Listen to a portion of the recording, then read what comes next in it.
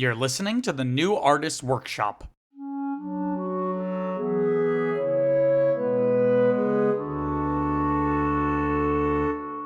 How many? 1,000? No. 80? No, sir.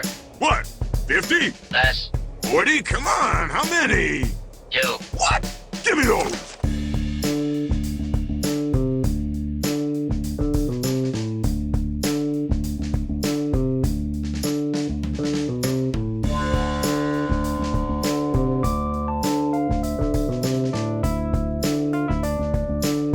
Hello and welcome back to your favorite podcast. Now that's what I call a franchise. I'm Peter Mancuso. And I'm Deviana Metzger, and this is the show where Peter and I pick a film franchise and go through every single installment, the good, the bad, and the ugly. And to be clear, we're defining a franchise as a series of films with at least 4 entries. So, Viviana, what are we talking about today? So today we are talking about the 2003 mini-series Star Wars: Clone Wars. And this is your one and only spoiler warning, so if you haven't watched the movie, go do that before listening to this episode. It's like Justin Timberlake says in The Social Network, drop the. It's cleaner. So it's not Star Wars: The Clone Wars, which is something else entirely. It's said just, Star Wars. No, I know. I know. I'm just reiterating. If people are listening to this thinking we're talking about the 2008 CGI series, you're going to be in for some disappointment initially, and then you're going to realize this is so much better in like every way. Because you couldn't name it something different. Anyways, try to watch it all together. It makes more sense. We did so on Disney Plus. If it's not there anymore by the time you're listening to this, maybe try it on fucked. Maybe try it on the tube, but I'm pretty. Well, for the longest time, it was on sure. YouTube, and then when it went on Disney Plus, I think then they started going after it for copyright. Yeah, because this is something that has never received like a Blu-ray release either. It's like in terms of physical media, it's still locked to the DVD. DVD. We watched. Oh. No, I think when you and I first watched it, we watched it on YouTube. Really? It was pre-Disney Plus. I thought you had a DVD. I did, but we were just watching on YouTube because we were like on vacation. We were at my parents' house. Why don't you read the letterbox blurb? Tell them where we were. But well, I didn't give them the address. I just said we were at my parents' house. I'm explaining that's why I didn't have access to my DVDs. We vacation at your parents' house. Yes. Why don't you read the letterbox blurb for us? Free lodging. Why don't you read the letterbox blurb? Very short and simple. Yeah. The events and battles of the Galactic Republic's last major war are recounted.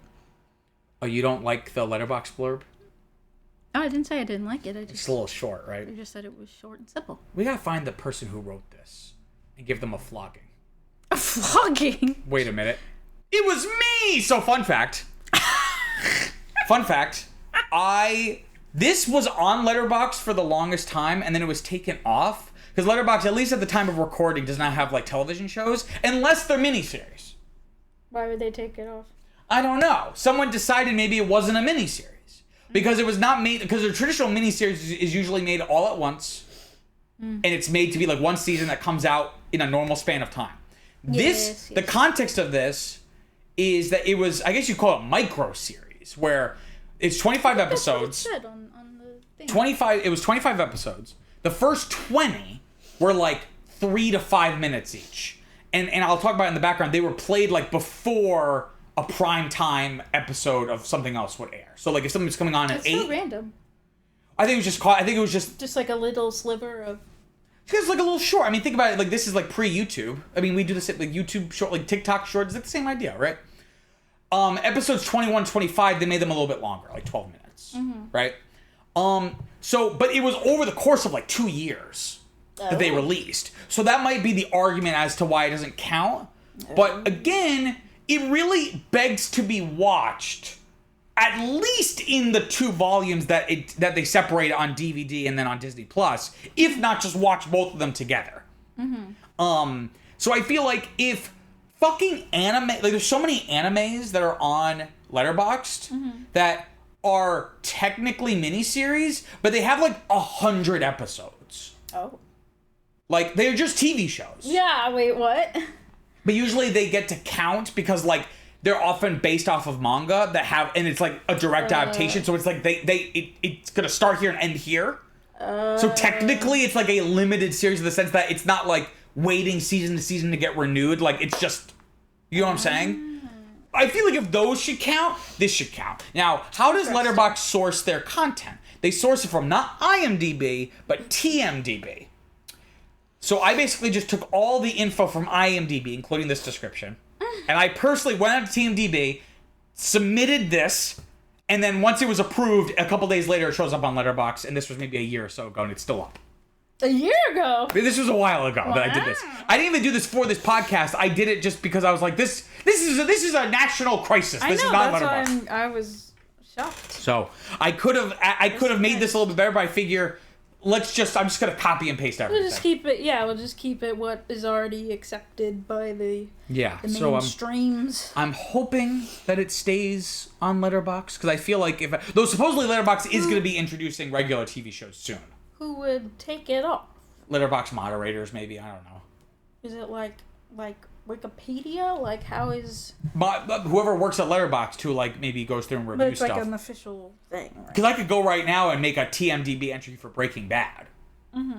You know what I mean? But that's not a movie. TMDB? Television? I think it's just the movie database. Movie instead of international. I forget what it stands for, yeah. Instead of international... Internet. Movie database. That's why the B is lowercase, because it's not its own word. It's just part of the database. IMDb. So here's some basic info about it. So this miniseries, which is what I'm calling it, it's really a film. Well, really, if I really wanted, the compromise would have been to make Volume 1 and 2 their own entries. Because they really are very much two different halves. Mm-hmm. Like when we were watching, like they feel, because of like the length of episode difference, like part 2, Volume 2, if you will, feels very different. Yeah. In the way it's paced and structured. But anyway, so here's the basic info. So it was directed by Genndy Tartakovsky, or Genndy, who's a very well-known animator and like animation showrunner, director, creator. He created Dexter's Laboratory and Samurai Jack leading up to this. I got those vibes. Right? 'Cause this was a Cartoon Network program, right? OMG. So, yes. I thought when we were watching, I thought you said that because you knew it was the guy. It's like the same kind of art style. No, of like Samurai it was Jack. just like he was just doing the little run like Samurai Jack was. It's literally because it's like made by the guy who did that. The same guy. I didn't know that. He also worked on the Powerpuff Girls. That's also the boxy kind. It's very similar art styles, right? Big lined. Mm-hmm. And then usually I don't talk about this, but just because we're not going to talk about Tartakovsky again. After this, he would then later go on to do the Hotel Transylvania movies, and that show Primal on Adult Swim. That's about like the caveman and the dinosaur.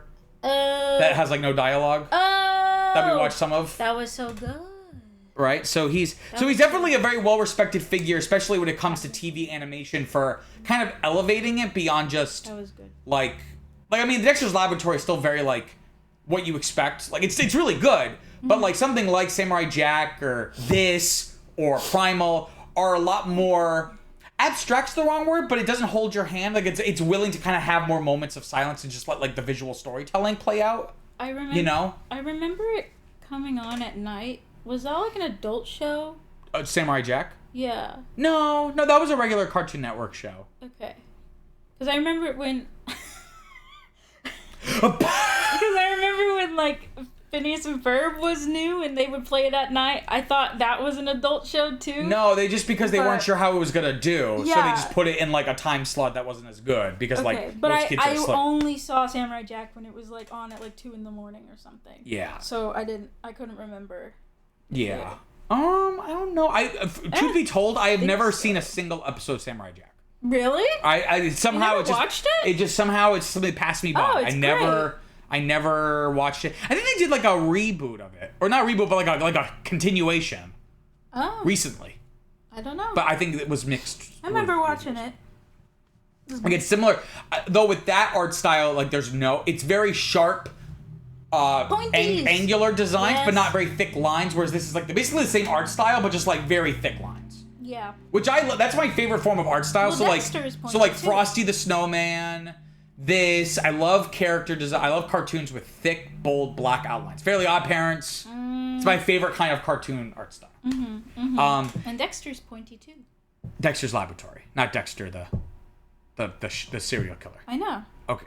Well, I was just Dexter is pointy too. I know. You know, like I thought you were just saying the show is pointy. Yeah, his little nose and his little feet, and the Powerpuff Girls, you know, they're kind of pointy too, and then the dad, you got Mojo Jojo and the dad in Powerpuff Girls. Oh, the dad. Samurai Jack and Anakin Skywalker all basically have like the same head. Like they all kind of have the same kind of body shape, right? Squarish head. The executive producer of this was Brian A. Miller, so he had worked on a bunch of animated stuff, so including but not limited to Alvin and the Chipmunks, Powerpuff Girls, Johnny Bravo, Samurai Jack, and much more. Oh, Johnny Bravo, that's kind of pointy too. Yeah, but I don't think this was art style. But I don't think there's an art style relationship. I think he just produced it. No, it's not as thick lines. Not as thick lines. It was on Cartoon Network. And so it released between November 2003. So about like 18 months after episode 2 came out, which is interesting. Leading and then all the way already in production? No, it probably started production like after Attack of the Clones. Oh, and then they could they could do it that fast? Well, think about at least the first episode, which was only 3 minutes long, maybe. I don't know. They're drawers, illustrators, they're illustrating so quickly nowadays. I know. These illustrators nowadays. So it was released, and then it ended in March 2005. So that's like 2 months before Revenge of the Sith. And it basically, the way it breaks down, it was, even though we talk about volumes, that's how it was broken up on DVD and then on Disney Plus. But technically, it was 3 seasons. So season 1 was November 2003. Season 2 was March and April of 2004, and then season 3 was March 2005. Why would they do that? Why is because they just broke it up, I guess. So why is it not all in the same season? Because it wasn't conceived that way. That's why. No, but like, why is it like November, March? Did it not do well in the fall? I don't know. Maybe that was just it had to wait till maybe they wanted to do it March 2003, and it wasn't ready in time. I don't know. I have no real info about that. If you have any insights, comment down below. Genndy, if you're listening. Genndy himself. Genndy or Genndy. It's like GIF or GIF. Yeah. So, previous experience with this, again, Viviana, my understanding is I don't think you had ever seen this until we watched it. Yeah. A couple years ago when we marathoned them all, and I was like, this counts! I was like, we're watching this! Did they do any I know this is weird, but like, did they do any reruns? Like, would they show them later? That's a good question.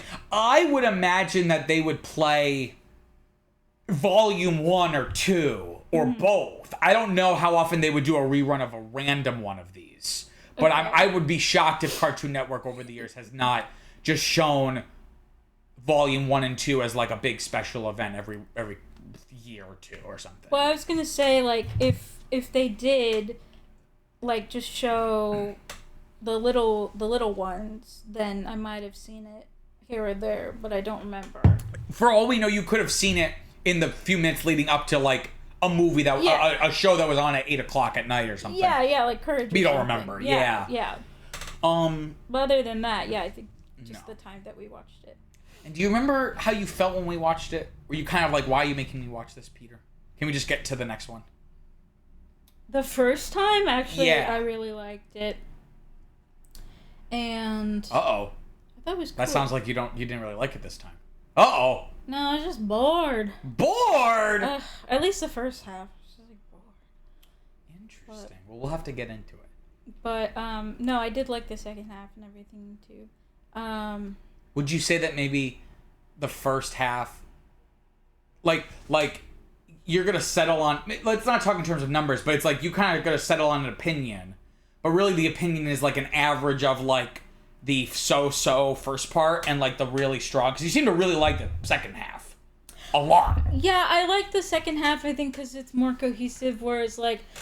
it still is very episodic, but it has a little bit more of an arc. Yeah, because like really, if you were to make... If you were to use this to make something... or make something else, or tell in a different way, right? Like, I feel like you could, like, cut out most of the first one, except for, like, maybe, like, 3 or 4 scenes, because it's just, like, cutting back and forth to different fights. It's because of the way it was released, it was designed to be, like, these just little little fun, like let's just have fun in the Star Wars universe for like 4 minutes, and just be like, what would a battle like this be like? But when you watch it in the way we watched it, it doesn't necessarily make for a satisfying movie experience. But like for 4 minutes in 2003, before something else is gonna come on, it's like, well, I was gonna watch 4 minutes of commercials, so this is cool. Yeah, because you know, like in a movie, they'll like kind of break it up like that, right? So you'll have. Wait, this is kind of like you're starting and stopping. It's like you get introduced to something new, and then like you immediately wash it away. It's like the parallels, right? It's like, okay, we know this is happening at the same time. This is happening, and okay, these guys are doing this. These guys are doing that. These guys are doing this, and it's like, okay, cycle back through. These guys are doing this, and these guys are doing this, and these guys are doing this, and one more time. You know, it's like, okay, they're fighting each other. Yeah, everyone is fighting. I don't know. It was cool. It wasn't everybody was lightsaber fighting. Anyway. But it was like cool. Like I feel bad. Like it wasn't designed to be watched in the way we're watching it necessarily. Yeah, because like artistically and like somewhat narratively, like it's all like I like it. It's very interesting. And then after like 20 minutes, I'm like, okay, like. The first half is really more of a collage of like what the Clone Wars is. Exactly. And whereas the second half is like 2 different episodes of what would become the Clone Wars, like the Clone Wars show, kind of smooshed together, and they're kind of cutting back and forth. Like I could see the whole Anakin Obi-Wan storyline of the second half when they go to the planet and he has to go. Like I could see that being like a 30-minute episode of the Clone Wars show. Mm-hmm. Right, when they're helping the tribe and stuff. I feel like if you just sprinkled in the larger bits in between like the first one, that like all the bits in the first one, then it would like be an actual like movie. Right? You see what I'm saying? Ultimately it wasn't meant to be a movie. That's no, I know. I just maybe I shouldn't have included this. Maybe I was wrong. I think it should count because it's a miniseries. Because it had a very clear beginning, middle, and end. Not beginning, middle, and end, but it had a very beginning and end. Yeah. That it was very much like X-dated, so to speak. No, yeah, and it is very clear in its storytelling. It is a, micro, mini series. You can also tell that it's like different episodes, because sometimes when they would cut to like a new segment, you can kind of tell like they must have not had the original audio file or something. So like there would be like music swelling. And then it would just kind of like abruptly change to a new music because whoever compiled this probably just like took them, lined them up in like an Adobe Premiere timeline, put some white transitions between them all. Yeah. Right, so you can like really tell when it's like transitioning. There's not like a smooth, because again they weren't designed to be this like cohesive thing. Mm-hmm. So I think artistically it's cool, but then like just like watching it as a movie is just like a little. Because again, it's like you're starting and stopping, kind of. Yeah. Right? Whereas you're not able to like really get invested. Like, here's the story, here are the characters. Let me get invested. Yeah. So here's my previous experience with the movie. What's yours? So, importantly or notably, I don't think I watched this as it aired. I do remember watching one of them, and it was like one of like the 3-minute ones, and then kind of being like, "That's it? There's no more?" Yeah. And I remember liking it and then being like, "What the fuck?" And this is like not pre DVR, but pre the Mancuso household having DVR. Yeah. So there was no really good way to like guarantee that I watched them all. Yeah. So I don't think I watched this properly until after Revenge of the Sith and the DVDs have come out. And for the longest time, I only had the first volume. Oh. And then like a year later, I finally got the second volume. Because notably, I think the first volume on DVD came out in 2004. The second volume didn't come out till like November 2005. So it was like after Revenge of the Sith had even come out that they finally released this volume 2 on DVD. Yeah. That's how I watched it. How can we put this shit together? I know, yeah. But no, I loved it as a kid. I fucking loved it. And then I rewatched it in college, and I was like, this is fucking awesome. And then I watched it with you and went, this is even more awesome than I thought. And then we watched it this time, and I was like, somehow, even more awesome than I remember it being. I'm head over heels for this movie. The limit does not exist. The limit, I am head over heels for this. It's so weird that, well, I guess it's not weird, but just because of timing wise, but like I feel like one of the like main little in between shows I remember are like the little black and white guys, right? They're like little triangle men. Black and white guys, the little it's like triangle men. One is like black and one is white, and they're like little detectives or something. Sometimes these channels like Cartoon Network and Nickelodeon would have little interstitials. Yeah, but like, I don't know what character you're thinking of. Unfortunately. Well, I remember like Toonami had that weird astronaut guy. Toonami was like a programming block on Cartoon Network that featured like anime and like Japanese influenced stuff. Mm-hmm. So never mind. My point being, sometimes they would feature like interstitials of like their own, but usually they were not super long segments, like maybe like 30 seconds or something, or like a minute. Is it really that? Well, I was just gonna say because like it's like that's the in-betweener that I remember. Yeah. Well, again, because this wasn't because there's only so much of this. Mm-hmm. You can't show it in between every single thing every day for 3-4 years. So, well, no, it makes sense that you didn't see it because it's like kind of like a shot in the dark if it's on. Well, that's why I was asking if they had maybe done reruns or re-releases. Well, we'll talk about it in the background if you let me get to it. But it would air on TV, and then it would show. They would also there was like StarWarsCloneWars.com, and they would all be online, like the backlog, I think. Mm-hmm. But we did not have good enough internet. Oh, Spy versus Spy. You see them? I see the triangle men. No, but have you seen them? No. Are those supposed to be crows? I don't know. They look like the crows from the racist crows from Dumbo. I think they're just detectives. Anyway, can I do the background info? Yeah. Okay. Can you exit out of that tab while I talk about this? So you don't just stare at the triangle men. Okay. Did you do it? No. Okay. Well, listeners, you and I can have a conversation. We're gonna have an A/B conversation. Vivian can see her way out of it. So in terms of the production, Genndy Tartakovsky claimed that Lucasfilm conceived of the series as a way to sell more action figures because the prequel trilogy figures were underselling. Again, remember we talked about all that hype pre-Phantom Menace? Like, Hasbro was like, we gotta get in on this shit! Yeah. And obviously, because the movies weren't super popular. And I think I remember having some action figures from this animated. Like, I had an animated version of Anakin. Like, I had, like, this version of Anakin as a toy. I like the little Mace Windu. I may have had Mace Windu as well. He was cool. I feel like they're, like... I love these character designs, Yeah, cool characters to have. I think they were designed to kind of not be the same, because obviously it wasn't very good, but, like, kind of be a throwback to, like, the Star Wars 80s cartoon stuff, like droids and whatnot, right? Mm-hmm.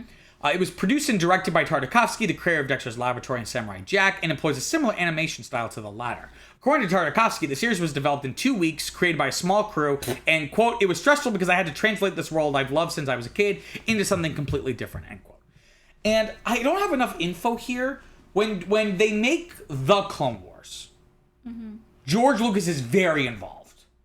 He's not the showrunner. That would end up being Dave Filoni. Remember we talked about him? But George Lucas is very involved with that show. Building the world, coming up with episode ideas and story arcs and story ideas. I don't know how much George Lucas was involved with this because he was like getting ready to make Revenge of the Sith. So I think I remember watching one of the bonus features on the DVD, and a lot of the animators who of course were like lifelong Star Wars fans were like, this is like a dream come true because we've been fans of this since 1977. And we've been thinking about what were the Clone Wars for like 25 years. And now we get to like come up with what the Clone Wars are, right? Like, I don't know how much of this I don't know how much involvement or direction George Lucas was giving. I would imagine it's more like they would come up with stuff and he would sign off on it. Whereas with the later show, he's like in the story meetings with them. Like he's in there at the ground level. Yeah. Wait, so when you say developed in 2 weeks, that means like signed, sealed, delivered? No, I would imagine that just means develop. Like they came up with like here's the map of everything we're gonna do. Okay. No, I don't think so. They were scribbling into the night. No, I don't think so. That would be incredible. Although the show was largely animated in digital 2D, the motion of the spaceships was cel-shaded 3D animation. So we pointed that out how like the ships you're looking confused. We talked about while we watched it. Oh, yes. I know you know this. Sometimes, yes. The ships look kind of slightly different. It's because they're technically 3D models that have been cel shaded, which just means it's 3D objects that are given stark outlines to make them almost look like they're 2D, but they're really 3D models. Like the carpet in Aladdin? Yes. Okay, yeah.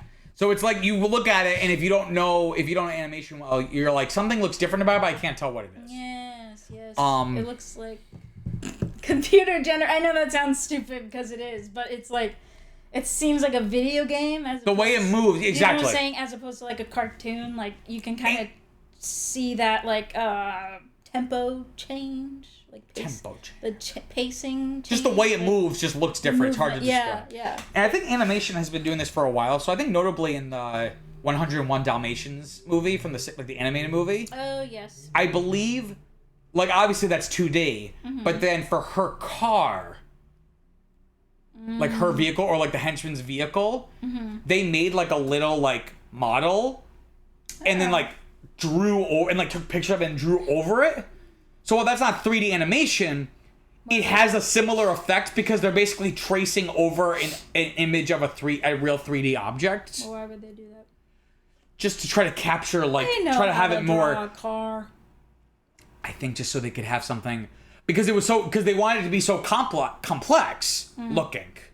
So if they just design it once in 3 dimensions, then they could just trace over it every time, as opposed to having to like conceptually like from scratch draw it every single time. You know those drawers, they know how to draw a car. Those drawers, they know how to draw. So in terms of the broadcast, the series originally ran on Cartoon Network. In addition to being shown on television, the episodes were simultaneously released online on the Star Wars and Cartoon Network websites. It was heavily advertised by the channel, but apparently missed Viviana, and was originally shown immediately before their popular Friday night programming block called Fridays. Each chapter of the series was initially broadcast before the first show of this Cartoon Network's primetime lineup. It would then be available for download the next day on the Cartoon Network's Clone Wars site. So... But to be fair, it was only 4 to 5, so... You know, I don't think my Cartoon Network days had really begun. Okay. But begun the Clone Wars have, as Yoda says at the end of episode 2. Yes, of course. So it's interesting because people have been wanting to see the Clone Wars forever. And while this is great, and then the later long form series is also great, it's ultimately not a movie. And I think people were kind of disappointed that we're finally getting the Clone Wars. Yeah. And basically, one movie, we see the very beginning of it, and then the next movie, we see the very end of it. And it's like, why don't you just make a movie? A lot of people have said about the prequels that the first movie should have introduced the Clone Wars. The second, basically start the prequel trilogy in the same point as, like, episode 2. And then have that would make that episode 1. Yeah. And then have episode 2 be something, like, in the Clone Wars, and then episode 3 be, like, the end of it. But of course that's not what I feel like I feel like this is like a teaser to that, and it's like, okay, we're seeing all these cool clips of stuff happening, but then like there's no elaboration on it really. It's just like things are happening. Yeah, and it's like, well, I mean, but I feel like, I don't know, but maybe that's just like a limitation of what it is though, because like, Again, don't think of it as a movie. Think of it as a pastiche of different moments. No, I know, but that's what I'm saying. Is like, maybe there is no Clone Wars movie because war isn't really a movie. Or at least if you make it a movie, you're limited. You know what I'm saying? Like Saving Private Ryan can't capture the entirety of World War II. It has to kind of focus in. Yeah. Whereas when you do something like this, and then especially the show, which I think had like over 100 episodes over its however many seasons, like you get to show different aspects of the war. Whereas if you made a movie, a traditional 2.5 hour movie, you either have to really focus in on one sliver of it, or do something like this where it's just like, here's a little bit of this and here's a little bit of that, a little bit of this, a little bit of that, right? So I think that there is no way you do a Clone Wars movie in the way maybe people had wanted it, because you would have to focus in on something, because like you would limit yourself. Think about like anything with a battle, right? Like War Horse, Narnia, like that's only for like 5-10 minutes or something, and even that it's like very muddled in terms of like visual, right? Yeah. And Or at also, least those for don't me. capture an entire war. They captures like a battle. Yeah, a battle. At least for me, it's like difficult to watch battle scenes like that because I'm like, who are the good guys? Who are the bad guys? Everyone's all jumbled together. So it's like, okay, you want that for like 2 hours? Well, no, you have to focus on like, okay, what is Anakin doing? Or Well, the idea would be that it's not just a big battle for 2.5 hours. You would have to like come up with a story. Like Saving Private Ryan isn't just a big battle for 2 hours. No, it's like yeah, there's a I just story. mean, like, no, I know, but just like, what other story could you tell that centralizes the Clone Wars and Like you kind of by doesn't like move the focus onto something else? Well, that's what I was gonna say. Is that That's what I'm saying. by nature of having to make a story, you're probably gonna inevitably, not completely, but kind of move away from the Clone Wars. Yeah. Which is like the whole raison d'etre, so to speak. Yeah, It's to like the make whole it like reason a that you're drama making or it. something. Yeah, to make it like a drama Yeah. or something, then it'd be like more interpersonal than it is about the Clone That's- Wars and themselves. That's why I think it was such a good idea to make the Clone Wars like eventually a TV show. Because again, like I used the Saving Private Ryan example. Look at Saving Private Ryan versus Band of Brothers, which is essentially made by like the same creative team. Oh, really? It's Spielberg. Spielberg, I don't think is directing any of those episodes, but he's like the creative kind of executive producer. Has a lot of the same, a lot of the same creative talent behind the camera, right? So if you think about Saving Private Ryan, is a battle, but they really only have the one battle at the beginning. There's a few skirmishes, but really it's the D-Day opening. Yeah, just. Whereas Band of Brothers, they follow this one platoon or squad, whatever the denomination is. Squadron. Basically from training to the end of the war. Yeah. You're able to do that in a way a movie just what you could do, but then it would feel very rushed. Yeah. Unless it's meant to be a really short war. Like a week long war or something. So I think it makes sense to do the Clone Wars as something more episodic or serialized. But That's how war is, right? It's like years long, right? And war is a compilation of different battles, right? So it's not just like the one day or like war 2 compound. days. It's not just like here's something and here's something. Like everything is building off of. Every day is built off of the day before. So it goes hand in hand in terms of like storytelling. Right? Yeah, So- exactly. So what did we think? We've already been talking about it, but let's move into the what did we think ? Section. Cool. What did you think? Well, I kind of think it's one of the best Star Wars things ever made. Oh, why do you say that? For several reasons, both Star Wars related and also just like movie related. So, again, Star Wars related, this is either a good segue or I'm beating a dead horse. Well, But we'll find out in about 3 seconds. Again, it does a good job of filling in the blanks, right? It does a good job of giving us a sense of not only the Clone Wars, but just more of this universe, right? Yeah. And again, that's something that we've always talked about, that one of the positive traits of the prequel trilogy is how it expands the Star Wars universe.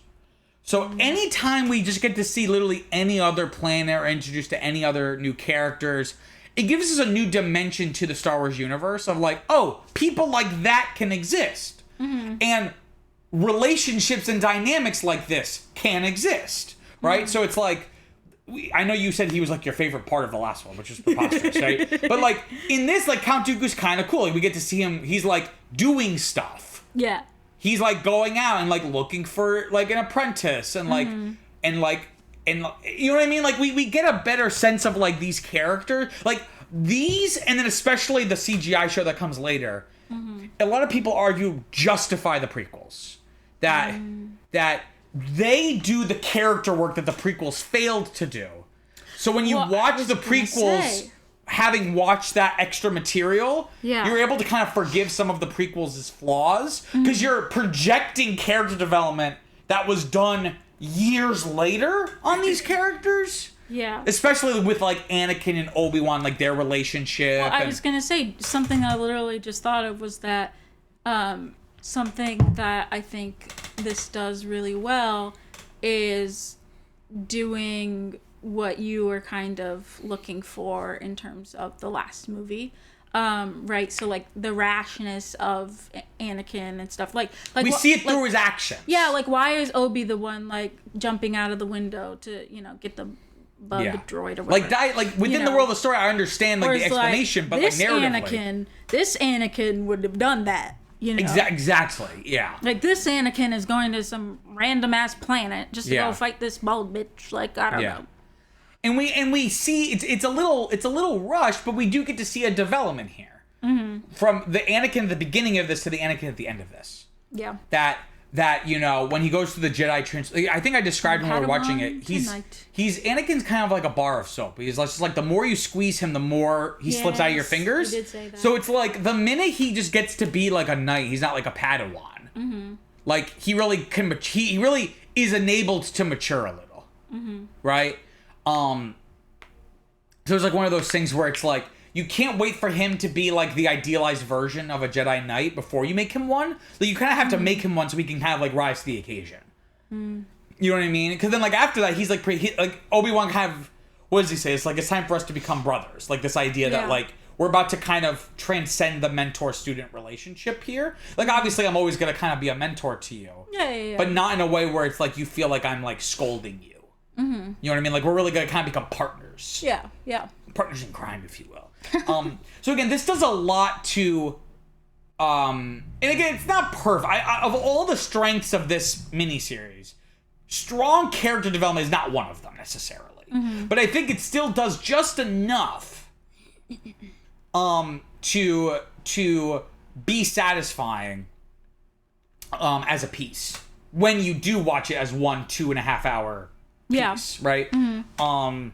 So I really enjoy it for that part. It fills in a lot of the blanks that even the prequels themselves, which expand the universe, still were kind of a blind spot, right? It was giving us more of a sense of like not really like the political kind of. So we get to see the effects of the war. So you have like Mon Calamari, right?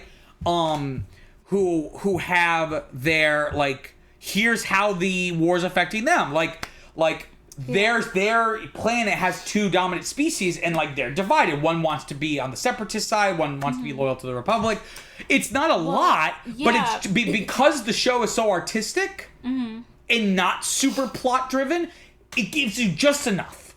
Well, I think just enough. I think it's very helpful in terms of like maybe not filling in the blanks, but like just more texture, more definition. More texture, like world building in terms of like the next one, right? Because when you see like Order 66, you just like see this montage of like different Jedis being taken down like different planets, but it's like these are those Jedis prior to that, right? So like this is what's been going on. This is why, and you see them fighting side by side with the clones. Detrimental, that's why it's even like not only that is it fucked up, but it's like what the hell, we were just fighting side by side a minute ago. So it's like. And the TV show, the later TV show, does even more to aid that because, again, it's actual, like, episodes and storylines. Yeah. So we actually, like, get to know Ki-Adi-Mundi, Plo Koon. Like, all these Jedi that are, like, barely have any screen time in the movies get a little bit more time here. Luckily, he did not cut off any of his dreads. I was very worried. No, I was worried about that. It's all set. So the show does that, and then on top of that, this is almost I'm trying not to talk about the show too much, but it's like it just begs comparison. What the later That's the show expansion of this really. Well, what the later show does, from the jump, and I remember as a kid being like, oh, interesting. The very first episode of the show.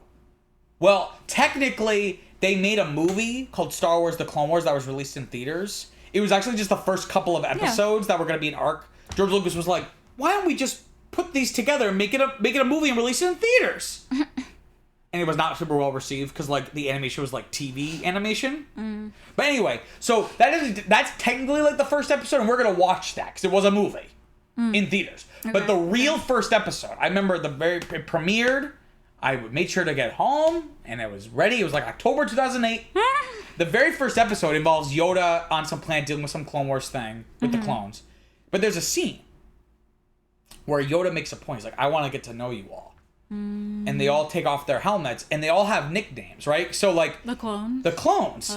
What the Clone Wars later on, the later show does is humanize them and actually give them personalities and identities. Shit. That they then have to go, but they kind of write themselves into a corner because then they go, well, shit. The earlier clones were basically kind of just droids. Yeah. So it made sense that an Order 66 thing could happen. Yeah. Now it's like, how does this happen? They later then explain it by like, they all have like this chip in their brain that will get activated, and some of them have it removed. So then that way, like, how do they get it removed? Later, like, well, there's a whole they're like a black market. No, there's a whole subplot where one of them discovers it, discovers the conspiracy, but then like they get him, and he's like, oh, he's gone crazy, and then he ends up dying because he dies in like a shootout, right? But anyway, but my point being is with this, so I remember as a kid being really like, that was really affecting. Mm-hmm. Like it completely changed our understanding of the clones.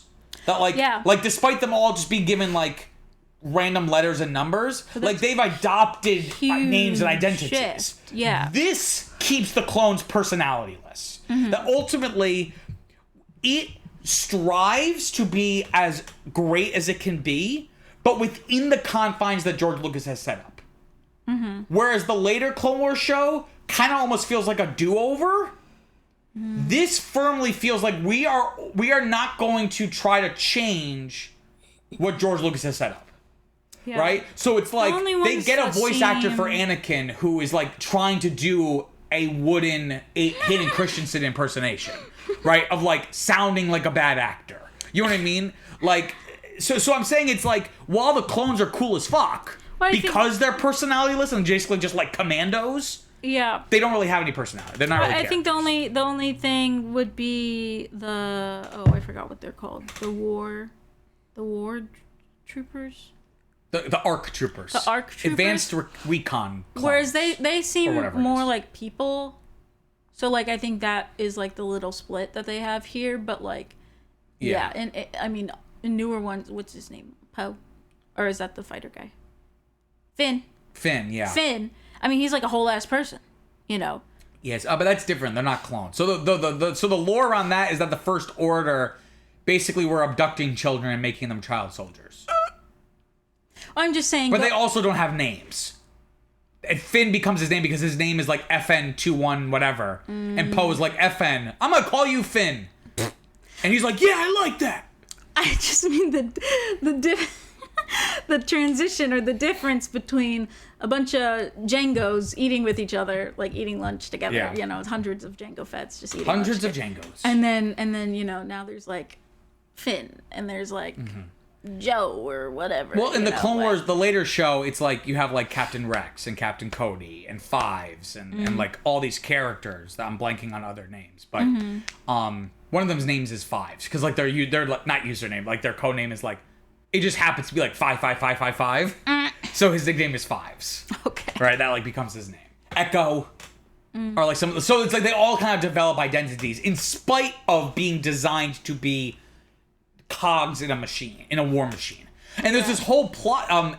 We once we're done with this, or at least once we get to this point, like in the not lore chronology, but like the release chronology, we gotta watch the show, not to review it on our show, but just to watch it because there's a great arc. Okay. This is just turning into us talking about the other one. There's a great arc where there's this Jedi who's basically like clone racist. And like, so he keeps coming up with battle plans that result in all these clone casualties, but he's like, oh, it doesn't matter.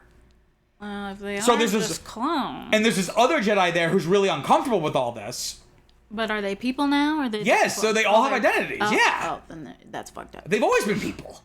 No, I'm just saying, like, is it like Django 1 or Django 2? No, like they all have their, this is well into the show at this point. They all have farther into their like people. They're people. Shit. And the other Jedi, like the good guy Jedi, Plo Koon, like there's this whole part, and then they're about to die, and like he's like not gonna desert them, and the clone's like, but sir, we're clones, we're expendable, and he's like, not to me, like, you know. So it's so the show. So what all of this is saying, I'm trying to tie this back into this is that this is white lives matter. This clone lives matter. So my point is with this, they do not try to color outside the line, so to speak. That they keep the clones personalityless.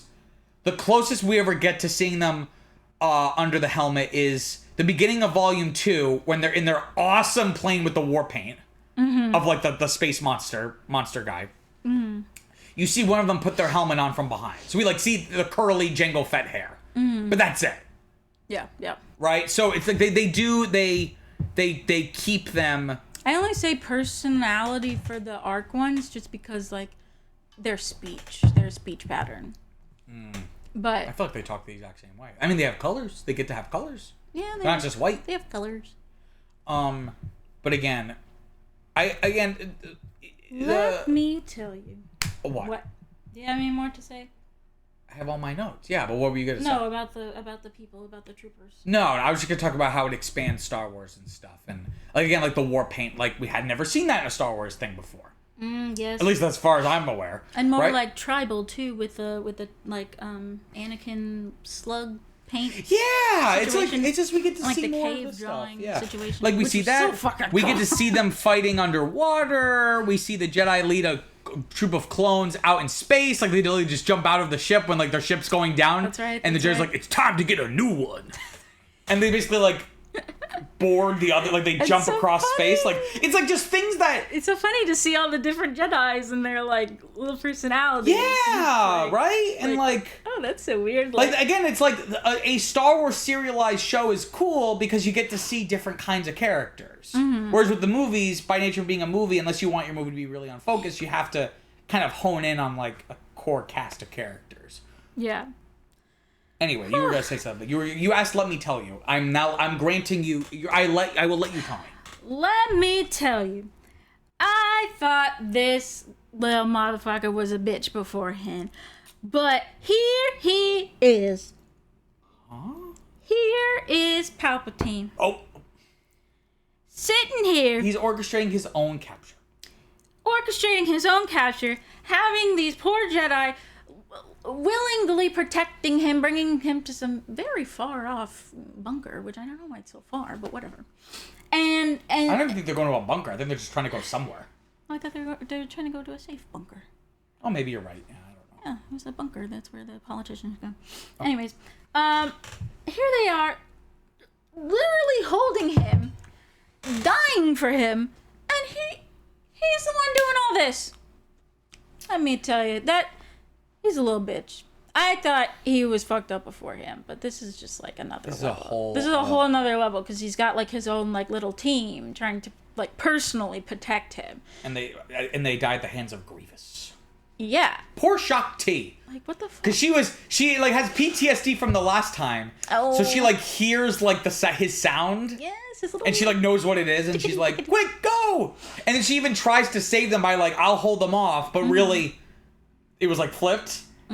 Like she needed to go the other way, so like they end up having to fight Grievous. Yeah. And that's when they reveal his second set of arms. Yes. What a great reveal, because it's like he has the two arms and they're both like lightsaber clashing. Yes. And he just like reveals two more arms and it's like game over. It's over.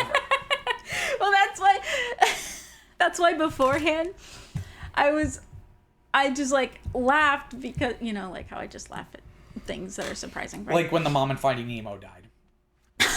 When you were a kid in the It's theater. so I went, "Pah!" It's so unexpected. Anyways, but Grievous, he's holding two lightsabers and then he gets a third one, but he's holding it with his foot. And I said, sir, don't you have another set of arms? Well, because, okay, so here's the thing. But then later he shows is when Grievous is introduced. So if it's the end of what would have been season 2, before season 3, so that would have been April 2004. From my understanding, the way this happened was that the team working on this were privy to some of the stuff that was going to happen in Revenge of the Sith, so they could try to like plant stuff, right? Yeah. And they found out about this character, General Grievous, that was going to be in the movie. And from my understanding, all they had was like a character design, right? It wasn't a finished character design. I don't think they had written the character in the script yet. I don't think they had the voice yet, right? So they were just like, we're gonna make, and George Lucas was like, he's gonna be like a Jedi fight. He's gonna be like a non-force using lightsaber wielder. Yeah. And so I think they just took that and ran with it and went, well, this guy looks horrifying. Let's make it almost like a horror scene of him basically like hunting them down one by one. So my point is, the reason why he's probably using his foot is because they maybe hadn't come up with it that he could separate his arms yet. Yeah. Right? And also if you notice, like, his cape is just white, whereas in the movie it's like a darker color. Gray. So in the later part of this, they make his cape more accurate because, like, by the time. Oh, they do. Oh, I didn't really know. The cape when we first see him, his cape is like pure white, and then later on they make it like red. Oh. For when it's on Coruscant. Oh, I thought it was just gray. Okay, I don't remember that. So they didn't know his characterization yet, but I did just write in my notes Grievous with 3 exclamation points. Love Grievous. Because this might be the best part of this whole thing is all the stuff with Grievous. I love Grievous. The fight choreography, but again, it's just like great. Visual storytelling is the wrong word, but just like great command of the medium, of pacing, of cinematography, of sound design, of making this character so fucking terrifying that you feel the urgency of especially like the whole escape with the Chancellor. Yes. You feel the urgency because you know this guy is like a monster. The movies end up making him a mustache twirling villain. He's a lot. Right? He's a lot more buggy in this one. He's like creeping around and sneaking up on people. Well, again, yeah, because they hadn't come up with the stuff yet. So again, like it's like we're gonna work within the confines of what we have, but then go from there, right? So they didn't have anything to go off of. They probably just had the character design and went, "This guy kind of looks like a bug." Yeah. So we'll make him. Well, he's kind of buggy in Revenge of the Sith. There's that one part where he like crawls out like a spider. Yes, he does have some it's bug-like qualities. But all the Grievous stuff is just like fucking incredible. I love Grievous. I love Dooku. And I love Windu. Yeah. And well, speaking of Windu, they found out like late in production that they were gonna give him a cough in the movie. So they were like, and because this basically leads right into it, they were like, well, we haven't had him have a cough this whole time, so we need to somehow explain how he gets a cough. So they just like threw in this moment of him like crushing his chest as he escapes. He couldn't like that's just so silly, because if he was gonna do that, he could have just brought him to the ground and like finished him off, or like kept fighting him or whatever. But I don't know, that's a random character trait.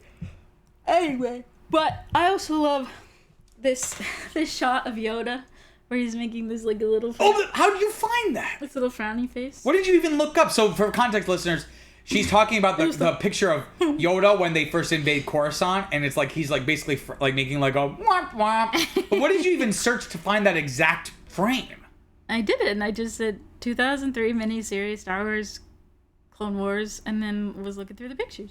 Wow, you found that's pretty. And then it was like under... I feel like I can never find the frame that I'm looking for when I try to find specific frames of movies on Google Images. It was like the ones under. Oh. Like I clicked on one and then it was like under that one. It was like here's a similar.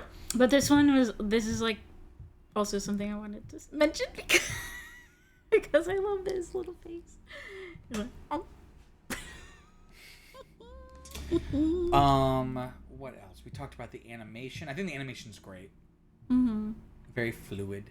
And I think it's cool because like they had to.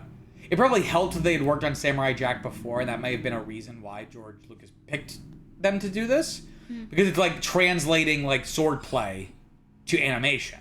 Yeah. Right? Because it's like with you could hire a stunt choreographer and then have people do it, and then you just film it.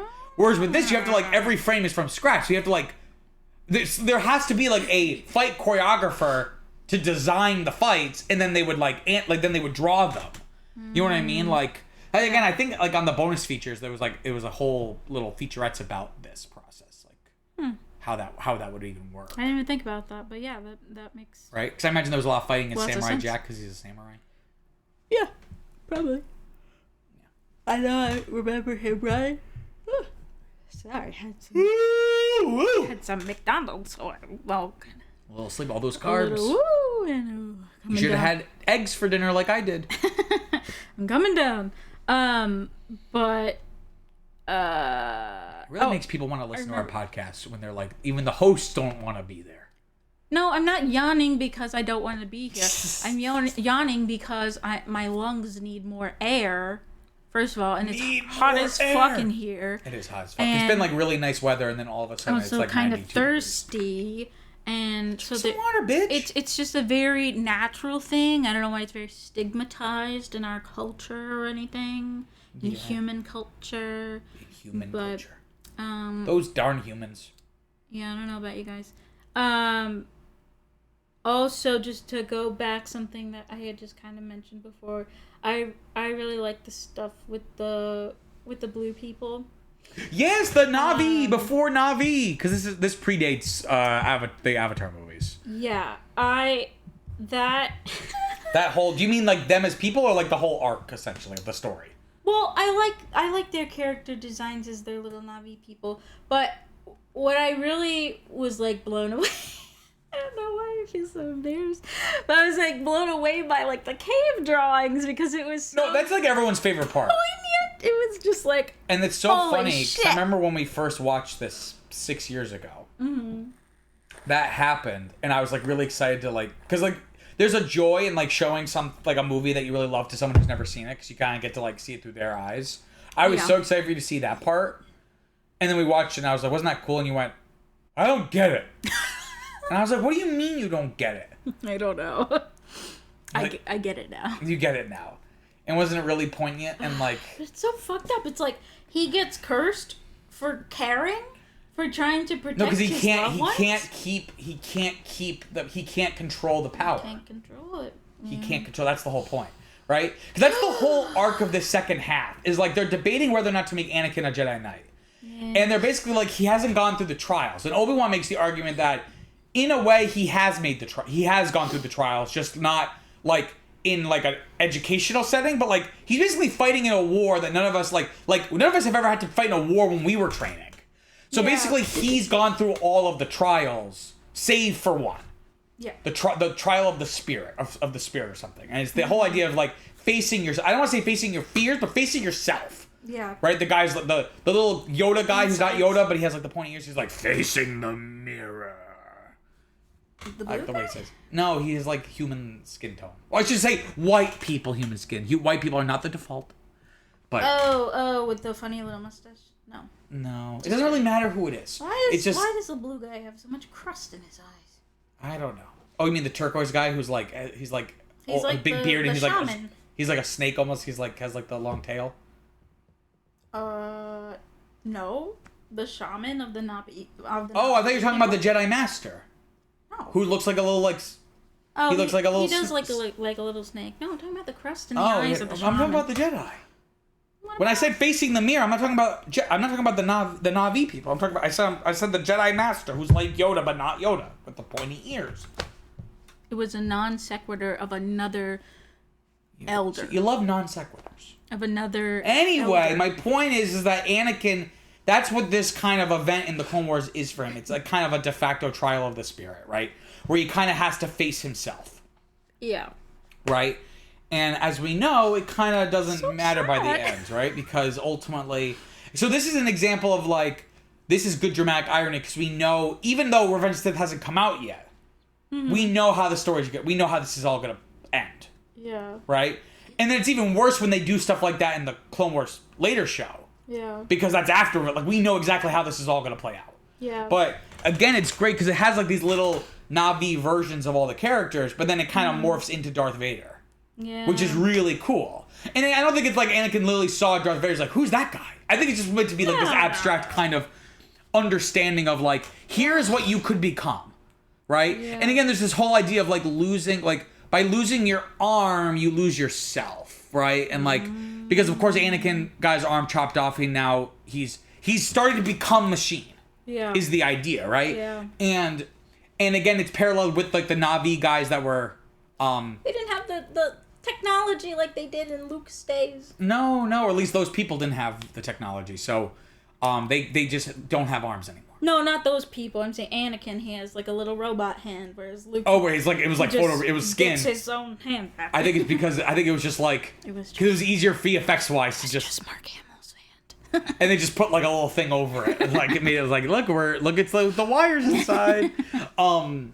But so I agree. I love all of that stuff. And again, like there's great moments, especially in the second half, because the second half is allowed to be more narrative, more introspective. Yeah. you have these great moments of thematic introspection for the characters, especially the little. It's not quite a flashback. It's almost more like an abstract kind of little moment between like a young Anakin and Qui-Gon. Oh, Qui-Gon Jinn. Kind of.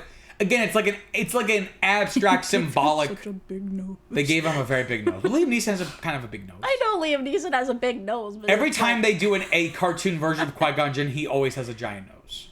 Like there was like half the size of his face. There was like a PS1 Phantom Menace game. So as you can imagine, it was like very low polygon graphics. Yeah. They gave him a somehow even bigger nose than in this, right? But I love that little moment because again, it's like this idea of like Anakin is still just like a scared kid. Yeah. And like and they directly are paralleling Luke on Dagobah. Mm-hmm. Like the dialogue is almost word for word. It's like a giant tree. And he's like, what's in there? And he's like, only what you take with you. Yeah. Again, it's this idea of like entering into a place of darkness to find yourself. And that goes back to like very classical mythology of like, you know, even going to the Bible, like the whole story of Jacob becoming Israel. Like Israel literally just means like wrestled with God or wrestled with the angel. Because there's a story where Jacob wrestles with this angel. Oh. And then he is changed in a sense. Like basically, Jacob goes through this experience. He's kind of like a ne'er-do-well, if you will. Yeah, he got a spiritual punch in the face. He's a ne'er-do-well. He's the one that steals his brother's birthright by over a thing of stew. He's like, if you give me his brother. Remember the story of Esau and Jacob? And Esau comes home and he's like, I'm so hungry. And Jacob's like, well, if you give me your birthright, I'll give you this bowl of soup. And he's like, you steal. And so Jacob kind of runs off. He's like an outcast. He encounters this angel, kind of physically wrestles with him. And then God is like, I'm changing your name to Israel. So the idea is that like when you wrestle with... I do not remember this story. So it's this idea of like when you wrestle with the unknown, the stranger, you become changed. You leave the encounter different than how you entered it, right? So this is playing into what they did in Empire Strikes Back, which itself was playing into these deeper mythological facing character and journey then also things. kind of like fighting yourself, you know. It's like you can't hide from yourself, and you're gonna have to see things about yourself that you're not gonna like. But that's the thing, is that he's like, I'm sure he would have liked to see a little vision of like everything's hunky dory, but it's like, yeah. I mean, I know he's a cocky little snit, but like, it still makes me really sad. Well, again, you are gonna love the later show. I'm like on the verge of tears. Like it feels so bad. Yeah. Like even though I know it's like entirely his fault, it's still like shit. He had so much potential. Like when did this go so wrong? Like how? You know, like because it's a tragedy. That's the point. A tragedy is not just bad things happening. Tragedy, definitionally, is a story about a character who could overcome their flaw. But at the moment of truth doesn't. Yeah. And then they either don't change or they try to change, but it's too late. Yeah. And that's so this is a tragedy in the most classical, like in the Greek sense. Greek tragedy. But yeah, it's just like, and again, if you feel this way now, you're gonna feel this way more with the later show. Oh my god. Because remember how we talked, like when you're watching the original trilogy and you hear Obi-Wan talk about Anakin, even once you find out he becomes Darth Vader. I cry during episode 3 all the time. You get a sense that Anakin was a good guy, a hero, who has some kind of fatal flaw. He's like the underdog. Like they didn't want to train him, and Qui-Gon was the only one who had faith in him, and now he's like, you know, okay, I'm a Padawan, I'm learning, you know, but I'm just being held back. They're not like, you know, they're kind of treating me like a baby, and like they're limiting my potential. Give I could help so much more. Yeah. And then it's just like, What I was gonna say is that when you're watching the originals, you get a sense that he's like an overall good guy, but there's something in him that is able to be exploited, and that's how he turns to the dark side. Mm-hmm. And then we talked about with the last one you watched is like, there's no hero here who's flawed. Mm-hmm. He's just a psychopath. Like, of course this guy becomes Darth Vader, right? Yeah. The later Clone Wars show captures that what Anakin should have been. A likable, charismatic hero that when you look deeper, you could see how the devil could manipulate him. Right? So you're gonna if you're sad watching this, you're gonna be sad watching Because I other imagine show. that's who Padme fell in love with. She didn't fall in love with some creepy weirdo. He's meant to be like a charismatic hero. Yeah. A genuinely good dude. Yeah. So, I imagine Who, that... but if he has the wrong... It's like we talked about with the Joker, right? That's Like, the one thing. bad day is gonna just be enough to set him on the wrong path. So Yeah. Well, and that's the thing, and I think it also, like, kind of... it rears its head in their relationship going forward, because, like, they'll start to, like, pick at each other because, he's not the same person that he was. Like, even Anakin and Padme? Yeah, like, even Padme's like, you're being really weird, like, you need to calm down, or, like, that's not, like, your problem, or whatever, and he just gets, like, more and more, like, emotionally involved, and then, like, it's like, I need you, but you're not here, and now I'm gonna, like, I'm dying, and I would love to have, my husband here supporting me, but you're like... Well, she's not dying, she's just pregnant. No, I know, but I'm saying when she gives birth and she, Oh, it's yes. It's like he's trying to be there for her, but, like, in some, like abstract sense, whereas, like, she's like, hey... In, like, a back-asswards way, as they hey, say. come back, you don't need to be so, like, I don't know, self-righteous, I don't know. Yeah. So... Like, I just need you to be there Not for me. theoretical, but... What is it called? Just, like, not distant. Like, be so here. Moralistic or whatever. Like, it doesn't have to be, like, some big thing, It's like your seemingly little impact with the person-to-person is just as impactful, if not more, than you trying to, like, take down the entire system. Yeah. But that's in another movie. I like how this explores Jedis having to become soldiers. Yeah. Again, because ultimately it's like General Crazy. Kenobi, Commander Skywalker. Because we talked about that with the last one where Mace Windu says we're keepers of the peace, not soldiers, and they kind of have to become soldiers in this war. And Obi-Wan even has like a line, an internal monologue. Well, they don't have to, but I think that's the fallacy of the current Jedi. But I don't know. I didn't want to say it. Obi-Wan has this like internal monologue where he's like, I doubt even Master Qui-Gon could have prepared a Jedi for this. Exactly. So there's this idea that this is like so far beyond the scope of what You're like no the longer Jedi are supposed to be at this point. Yeah. Yeah, you're no longer Jedi. It's like this weird, like, amorphous, like not civil servant, but like I don't know, enforcer for like the government, like the Empire. They're supposed to be purely defensive, and yet like you can't square that away with like actively leading a military into battle. Yeah, like you have Even if they're evil, but like you're ultimately not what you were. You're just something different now, Yeah. I don't know, it's weird. I don't know. Oh shit, I have a bunch of shit still left. Alright, get to it. I'm gonna drink some water. Yeah, drink some water. Just a couple shouts. We talked about Grievous being cool. Dirge is cool. The bounty hunter, with the slime.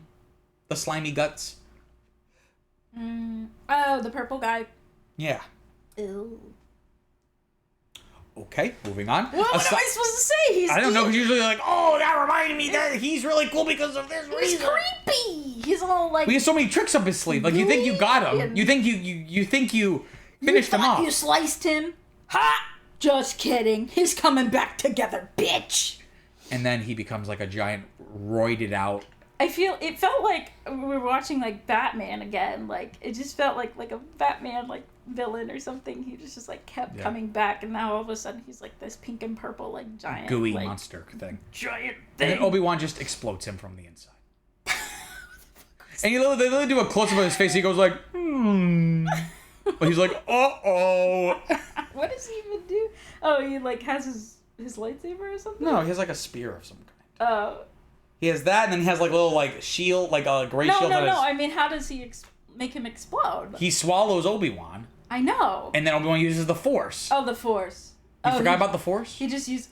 I didn't realize you could use the Force. You didn't see him like pop out and jump out? Like, how did you didn't... If it was a lightsaber, it would have cut him. He wouldn't explode. I don't know what the hell happened. I didn't realize you could use the Force for such treacherous reasons. We don't really get to see him in anything else after this, except I think some comic stuff. But who we do get to see a lot more. Well, he's exploded, so. Other stories that predate this, perhaps. Do you ever think of that? No. But you know, someone we do get to see a lot of is Asajj Ventress. They make her a fairly regular character, the bald lady. She evil. She evil. She's a little space witch. She's part of the Night Sisters. It's later explained. The Star Wars versions of witches. Witches. But are there witches in space? I don't know. I mean, there are witches in Dune. This is true. Right. And there is sand in Star Wars. There is sand in Star Wars. That is very true. I suppose. I don't like sand. It's coarse. It's rough. It's irritating. It gets everywhere. Yes. That's a good pickup line. Also, Mace Windu punching droids. Enough said about that. Enough said. I think I covered everything. I think just overall, it's just great formally, like just as a piece of art of like the cinematic medium. But then also as Star Wars stuff, it does a lot to, again, like justify the prequels in a way. Like it's the prequels do well when they're just allowed to be visual storytelling, because a lot of the iconography is really cool. Yeah. Like for better or for worse, George Lucas was kind of just went to the design teams for all these movies and went like, just do whatever, and I'll sign off on it. So there's a lot of really creative stuff in the prequel era. Yeah. So like the prequel, so like this does really like this almost does a better job as serving as a prequel to the original trilogy than the prequels do. Because we get a sense of the Clone Wars, we get a sense of Obi-Wan and Anakin's relationship. Like, it almost works better than the prequels do in giving us context for the original films. Yeah. You know? I think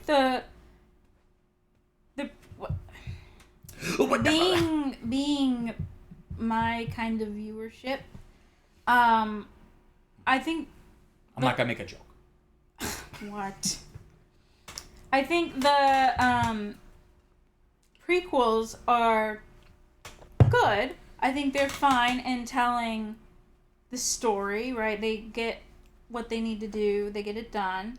But and so that's how I've lived my life mostly, right? That's what has ordered my life. But then after seeing this, it just puts so much seasoning into the pot. It's just it makes it better, right? Yeah, it's just so enriching, and it's if you haven't, because when you're watching episode 3, you're like, oh, this is an Anakin that went through that thing with the Na'vi people. Yes. Until it was wiped from the canon. Yes. And so now technically it's no longer canon. Yeah, it just Because so basically what happens with this is that when the Clone Wars, the later show comes out, this is still canon, but the question is, are these both canon? So for the longest time, people were kind of they're both canon because they don't contradict each other. So what I'd always kind of envisioned in my head was, it's like Volume 1, then the CGI Clone Wars show, and then Volume 2 of this. That's how I had always kind of conceptualized it, because we didn't know where the CGI show was going to end. Yeah. So I was like, okay, we know that once he becomes a Jedi Knight, there's basically a montage of him with longer hair, and then he gets his scar. By the time the CGI show starts, he already has the longer hair, a semi-longer hair and a scar. So I was like, you can kind of sandwich those in between. Yeah. Then Disney buys Lucasfilm. They wipe everything except for the 6 films and the Clone Wars CGI show. And in my head, I was like, well, I guess it can still kind of count. But then they end up kind of rewriting the lead up to Revenge of the Sith. So now this definitely cannot be canon. It does not work. With the show? The later show. Okay. They end it leading right up to Revenge of the Sith like this does, but it's obvious it's different. So they can't both be canon. Do you want to hear some trivia? Yes. Okay. Because it was being simultaneously broadcast as a television series and a web series, technically it makes Clone Wars the first Emmy-winning web series. Wow. Because it did win some Emmys. Webbies? No, Emmys. Oh. I don't think Webbies existed. The Weebies. Anthony Daniels is the only actor to reprise his role from the movies. Most of the other cast is culled from voice actors for the LucasArts Star Wars video games. So they would have the same guy voicing Obi-Wan in a bunch of stuff. Yeah. I mean, And a lot of the voice cast of this went on to do the later Clone Wars show, except the guy who did Anakin. Because they were kind of Okay. Anyway, because they probably were like, we're going to cast someone who is not like Hayden Christensen, maybe. General, we already kind of talked about that. During the third season, most of the story takes place on the planet Nelvin. That's like with the Na'vi people. This is a nod to Nelvana Studios, the company responsible for Star Wars droids, Star Wars Ewoks, and the animated sequence from the holiday special. Also, the species of Nelvin resembled the dog-like characters from Rock and Rule, a movie made by the studio. Oh. So that's kind of a neat little... Interesting.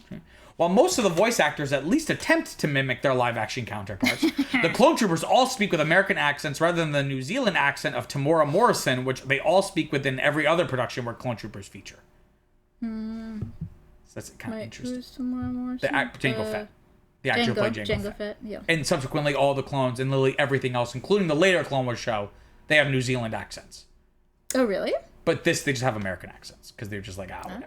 Do you want some critical reception? Yes, of Funny course. enough, I cannot find any contemporary reviews from the time. But again, it must have been well received because it won some Emmys. So I suppose so. take that for what you will.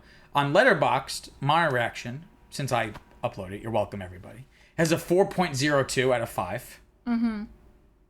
Are you looking at the name of the first person? I'm sorry.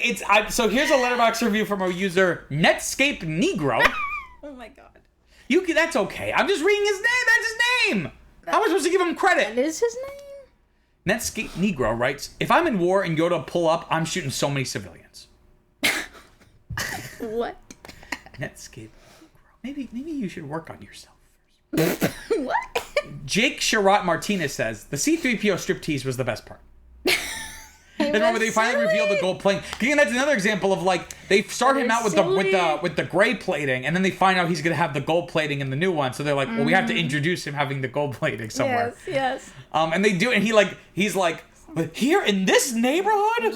Okay, he goes like, and then Suspirlium, Liam, who I think we've read from before, said, quote, honestly impeccable. I agree. It was. You like that movie, Liam? Suspiria? Probably. Suspirilium. Suspiria? Suspirilium. Do you want to hear I know you love Legacy. Legacy. Pedigree? A pedigree. Or no, what did I say? Posterity? Posterity. A posterity.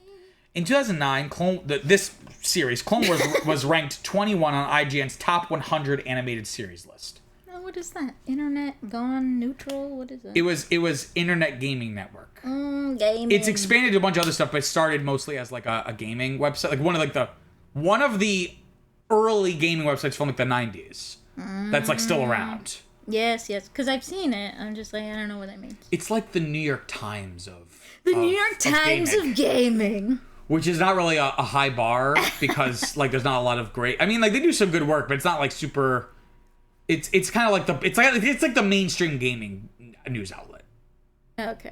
Oh, news, not like news reviews, profiles, things like that. News reviews. My point is that they ranked it as one of the best, not just one of the best animated series of art. Can you stop just saying words? It's considered like one of the best animated things ever, not just like Star Wars. Wow, right? Good job. Comicbook.com, I think you can infer what that website's about. Comicbook.com writes that is, quote, worth a watch for any fan of magnificent animation, end quote.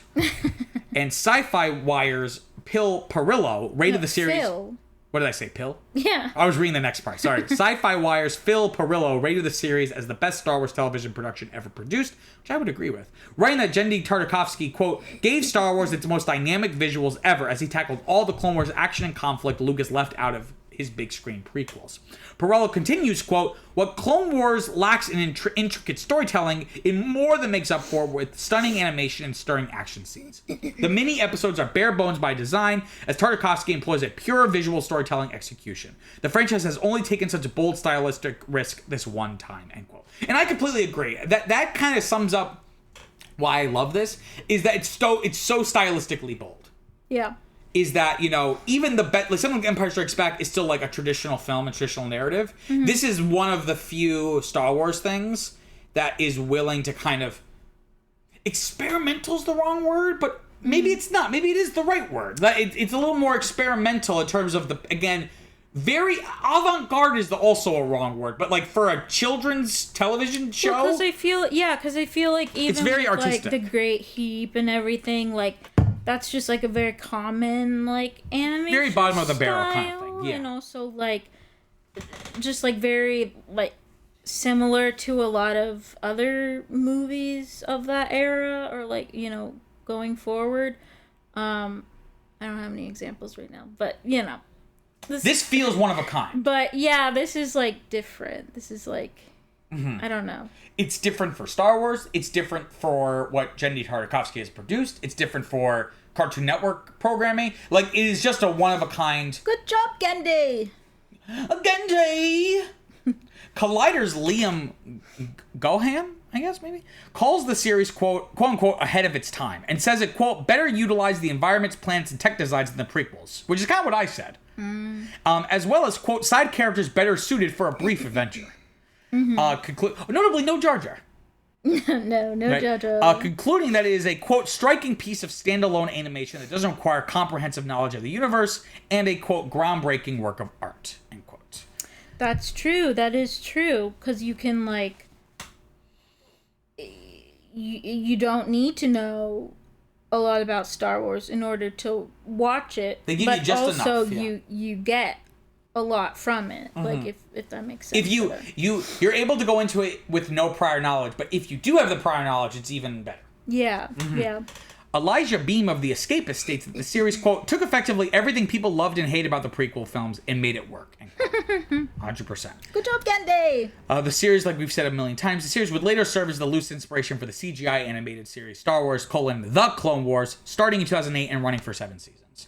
Ran for 5 full seasons, 20-ish episodes. Then it was canceled when Disney bought Lucasfilm. And then they did like half of a season as like a season 6. And then years later did another half season on Disney Plus, finally like actually like wrapping up the story and everything, leading up into Revenge of the Sith and stuff. And actually kind of going into Revenge of the Sith, like actually like showing Order 66, spoiler alert and stuff. Just an article difference. I know, just how much, look, that "the" is doing a lot of heavy lifting. It sure is. In people's Google searches. So Viviana, favorite part, scene, character, actor, line, what? Well, actually, before you say that, I think the reason why this was just called Star Wars Clone Wars is because it's not the Star Wars. So I think it was supposed to be like just Star Wars Clone Wars. Like it was No, a I play on know. that. This one makes sense. It's the next one that you need to do something else. You need to Star Wars inside War of the Clones. I don't know. Yeah, something I don't know. Okay, anyway. Clones of Dismay. I don't know. Clones of Dismay. Favorite part, Viviana? Oh, I don't know. Because I love Grievous. You love the cave drawings. But I also love the cave drawings. But I also love Mace Windu. But I also love Dooku. But I also love Yoda. Yoda's barely in it. He just makes that face that one time. I know. Oh my frick. But I also kind of like that ball bitch too. She's kind of creepy, but you know she's cool. That's how I felt about you when we first met. It's kind of creepy, but kind of cool. I do not have 2 curved lightsabers. Okay, I'm not creepy. I'm not a creepy. And you're the bald one, not me. I don't know why you needed to say that. the physical resemblance is uncanny. I am Sith. I should be a Saj Ventress for Halloween. I am slime. I know, I heard you the first time. They're not going to know. Now I have to explain the context. You said it's a it, quote not from me. the Grandma Got Run Over by It's a okay, Reindeer you don't- cartoon. It's okay. Why would, but that's even, you just bring something up. The girlies who get it, and if you don't, you don't. The girlies, pick one favorite part. Grievous. Okay, I was going to say the same thing. Yeah. The cave drawing is incredible, that whole sequence, but I feel like this is the only place where I can see Grievous be fucking awesome. Yeah. He's really a letdown by the time. Like, George Lucas has the incredible ability to introduce a cool-looking villain and do absolutely nothing with them. 3 movies in a row. Oh my goodness. Like, we have Darth Maul, we then get Jango Fett, who we really don't get a lot of, and then we get Grievous, who we also don't do a lot with, and it's just like, stop creating awesome characters and then doing nothing with them. Yeah. But I also like, what's her name? Shakti? Shakti! I don't know why he keeps her alive, but, you know, I like her character, you know, and she she really loved her friends, and she was all fucked up, and She loved her friends. but she was still the guys who were like. Yes. He had like a kazoo for a mouth. The little fly guy, and then Yeah. there's like the toad. He's The not anchorhead he's guy, not a yeah. toad, but he's like a something. He looks like an anchorhead shark, kind of. Yeah, something. He was like a background creature in the cantina in the very, very first one. Very powerful. Right, 4 throats. Yeah. Very powerful, and just like, so I've heard. He's like, oi, oi, oi. Okay, Viviana. 1 to 10. So you're also Grievous? Yes. Okay. 1 to 10. What are you giving this? I don't know. Oi! Oi!